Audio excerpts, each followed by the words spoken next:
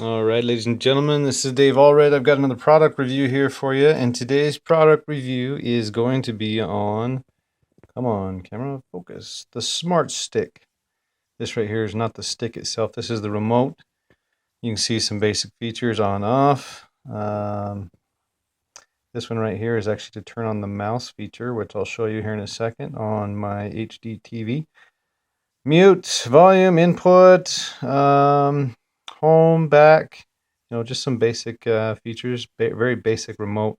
One bummer that normally comes with every remote is batteries, and that's something that did not come with this remote. I had to actually scramble for some AAAs. It takes two AAAs to put in that remote. So anyway, if I could suggest anything in this review is to please include batteries with the remote, because it always stinks to get something cool in the mail and not be able to use it because you have to run to the store to get batteries. All right, so here's the Smart Stick itself. Let me turn it right side up here so you can see it. I've actually got it plugged in.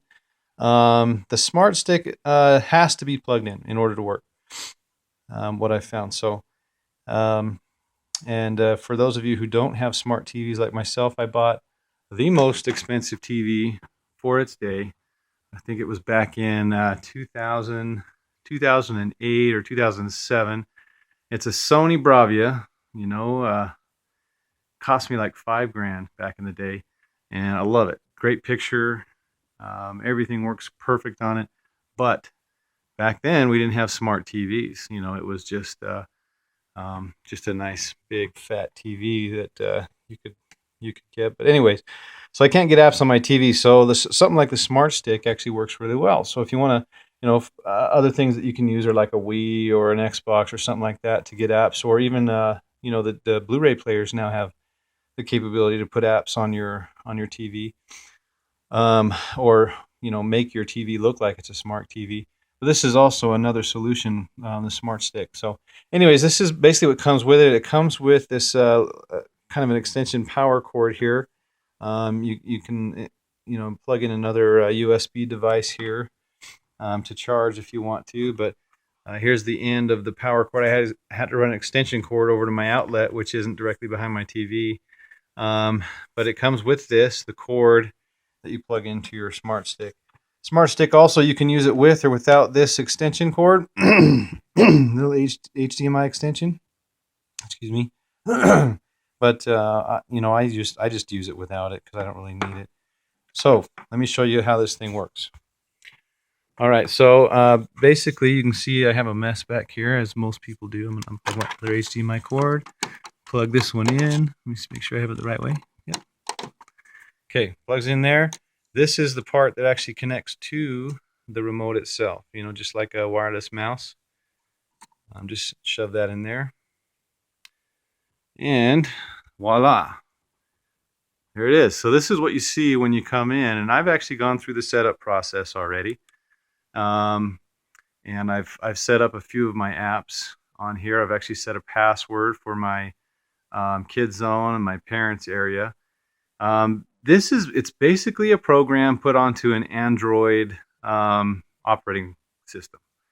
Okay, if you go over to settings, like if you go to parents, obviously let me type in the code here. Okay, so I've typed in the code, and this is the parent side of things. You can use the on the remote. You can use the down and up arrows to kind of navigate the apps, or you can click this button here, which turns on the mouse, and you can navigate with the mouse. What I found is that if you go to settings here and you go to your mouse controls, it's easier if you slow down the mouse a bit instead of having it on super fast speed, because it's hard to really click little buttons, when you have a super fast mouse. So make sure and adjust that setting. It'll make it a little bit easier for you. But you can kind of get an idea of some of the apps that come with it. I've set my time on it already. You can go through some settings. I've actually downloaded some games on here from Google Play, which it worked at first, but when I updated a few of the games, they stopped working with the remote. But some of them work, some of them don't, depending on the version of the app. But you can play it if you have let's see, this game here. Where is it? Yeah, this one here, which is just a basic kids game. you can use the arrows on your remote here to work it. I mean, it's not as easy to use as some other controllers, but you can definitely do it. All right, so let me go back to the kids zone here. Really easy to work. Obviously, you got some apps in here. You know, open Netflix. I really like how Netflix works in this, which is primarily the biggest app that we use. You know, oh nice. It would figure that it does this. I've noticed this on certain Android operating systems that it does do like a retry, and Netflix won't exactly work, so you have to back out of it and come back in. Let me try it one more time.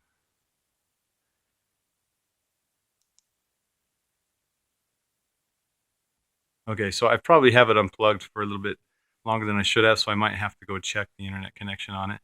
But Netflix does work really well on this. I don't have a subscription to Hulu, but I have in the past, and Hulu works well on the Wii. I imagine it'll work well here. But the nice thing I like about this is I can limit my kids. Like I really like this YouTube app here. When I first tried to open this, it made me download it again off of Google Play. But I like it because it only shows certain type of videos. You know, so obviously my internet connection isn't connected again. So let me pause this. I'll fix that, and I'll come back and show you. All right, I'm back. Let me just show you. I know I said I was going to connect the internet, but if you go to the little settings icon up there, the little wrench, you can see, you know, if you've ever had an Android tablet, this is what it looks like. You know, just a basic Android tablet.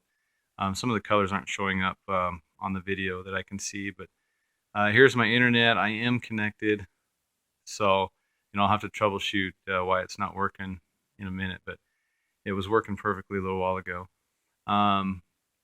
So yeah, I mean, just basic thing. You can navigate. It actually has you know, Bluetooth connections, and you can adjust your sound and all kinds of different things on here. So and then you just hit the back button. It takes you right back to the kids' smart software, and you're ready to go. But I like it. The kids seem to like it. You know, especially the YouTube app. It lets you know that, you know, at least if some videos get in there, you can actually notify the owners of this app, and they can evaluate the videos and make sure that they're not you know, something that's damaging for kids.